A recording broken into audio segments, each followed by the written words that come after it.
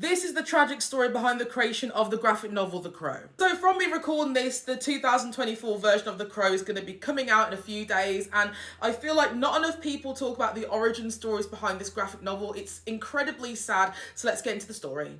So in 1989, this guy here, James O'Barr, created the graphic novel The Crow, and since then he went on to make about 200 comics, and there was loads of different things happening in the same universe that The Crow was created, so there's loads of stories. So James O'Barr's gone on loads of different records saying that he had a really horrible childhood and he was in the foster care system and his whole childhood and youth was filled with grief and agony. But at the age of 16, he ended up meeting a girl that would later on become his fiancée, and he said that this brought a new joy and light into his life that he's never seen before. Unfortunately, grief and pain came back into James O'Barr's life because his fiancée ended up getting killed by a drunk driver. O'Barr created The Crow to help deal with what was happening in his life, and the dark and moody nature, the black and white hues, that was all meant to reflect the grief he was going through. And of course, if you know the story of The Crow, taking revenge on people that wronged him, that killed his lover, you can see where he got that inspiration from. So of course, after this event happened, James was left completely broken, but he was already a talented writer and a talented artist, so